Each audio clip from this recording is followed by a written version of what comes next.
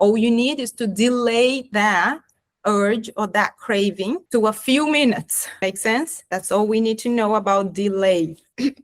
Distract is a part that we need to be very careful, because sometimes people use the distract in an unproductive way. So use distraction in a way that is going to be beneficial to your goals, to your why, to what you're doing here, either if you are going to compete or if you want just health or if you want to feel good about yourself. Use the distraction, and distraction could be simply just getting out of your head and moving is the fastest way. Go for a walk, take your dogs, drink water, journal, call someone, support person, I don't know, call your coach, call your mom, call anyone, someone that's going to get you out of that. Makes sense? Stretch, anything that makes your body move, because movement is the fastest way to get you out of that mindset, right? Into that craving side, part of yourself. However, if you are completely drained from training, then I will suggest you to use your support people, not go and drain yourself more, unless it's a gentle walk, a gentle movement. Or maybe you like dancing. I don't know. I like it. That helps me quite a lot. Whatever works for you in terms of movement. Makes sense? Agatha and Ryan, do you have any suggestions of movement for them that could potentially help? Bring it on. Yeah, I think yoga is very, very good. Even like quick 5 minutes, 10 minutes. I love walking. So like that always works for me to literally get out and just get outside and move and walk, you know, and it helps a lot. So like simple things like walking, yoga, like you said, stretch is really good. Well, my three is meditation, breath work, but then music. Like this morning, listening to Michael Jackson, hopping around. I'm like, oh yeah, let's go. Like shift your state. Yeah, definitely. Excellent. Breath work is a huge one for me as well, as everybody here probably knows. I harp on about it all the time. I love it. Excellent, guys. So whatever works for you. If you don't have anything in mind, ask Ryan and Agatha. They're gonna come up with something for you.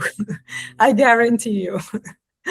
So it's really important that you have something. Go read a book. Oh no, I don't like reading a book. Go listen to an audiobook. Listen to the podcast. That helps a lot. I'm not kidding. This helped me last week. So it's another thing, right? Turn on something that's going to take the focus away from the craving into something else. So distracting. Did you want to say something, Agatha? No. So distracting is really, really important. And then the next one, decide what you're going to do with that. You know, are you going to just sit there and wait for the next craving?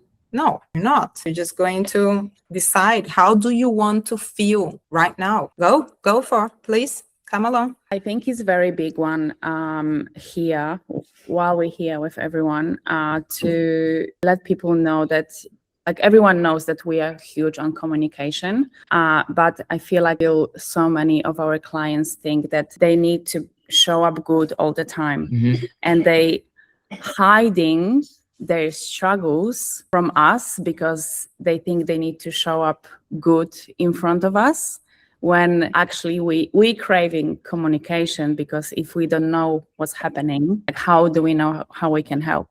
But then when we know what's happening, like, the help is straight away. So please, guys, communicate. Thank you. We don't want to always do a check-in form that's just good, because it's like, if you tap on the bum, cool, awesome. We want to know when when shit's hitting the fan. Yeah, because then we can help. That's what we're here for. All right. I hope you guys are listening to this, because it's one of your strategies, right? It is one of your tools. They are the support people. If you don't lean into your support people, how is this going to work? So take advantage of what these guys are doing. It's really important for you, right? Don't be shy. Don't be ashamed. Just bring the real you, because that's the only way they can actually help you overcome what is making you stuck. Thanks a lot, guys. So decide about how is this going to go? Cost-benefit analysis. If I go this way, what is going to come up? How am I going to feel about that? If I go this way, how am I going to feel about that? Sometimes, and I feel like one of the most effective tools is play the tape. Play the tape is when you had cravings in the past and you actually relapse. You did not go through the process, right? You couldn't handle it. You just went in and done. How did you feel? What happened to you internally? Usually for a second we feel good and then we feel terrible after, because we feel disappointed, frustrated, all sorts of things. Guilt. What do I do now? How am I going to put this on my form, on my checking? And that's what goes on and on in our heads, right? Different things. So play the tape. And when I say play the tape, play the bad tape. What happened in the past when you've done it? Do you want to feel that again? Obviously not. Unfortunately, that happens. Also, play the tape when you overcome that craving, that urge. How do you feel? How exciting when you are like being so good and then you step on stage and you go and smash it. Oh my God, there's no better feeling. Play the tape for good and bad, okay? That's what is going to hold you in place. Another thing is that's a specific for some people, change your environment. That includes what you were mentioning, Caleb, about social settings. There's no change if we don't change the environment, right? And that means that sometimes we gotta set some boundaries with people. We gotta set some boundaries with ourselves, not just them, with us as well, getting yourself organized as well. Meal prepping. Some of you know this really well, to remove the trigger foods that we might have. You don't have to be restricted. In fact, these guys, they don't even provide that. They want you to have, a good relationship with food. When I reconnect with them and I started, because I'm also a client as well as a partner with them, I was so relaxed for quite a long time that going back into the system they're using for me was a bit triggering, right? But I got into the groove and then I was like, oh, this is actually so much nicer than being super restricted how I used to be, right? It's about really preparing yourself, preparing your gym clothes, reducing noise on interactions. You need to change your environment, whatever it is that you're doing that could potentially trigger you. Observe, where are the triggers? How can I implement something else? So instead of sitting in front of the TV watching all sorts of things that they're not going to help you and could potentially make you feel a bit bored even more. How can I change? What can I do different? What other activities I have in place? I'll add something there, Rochelle, that I think please.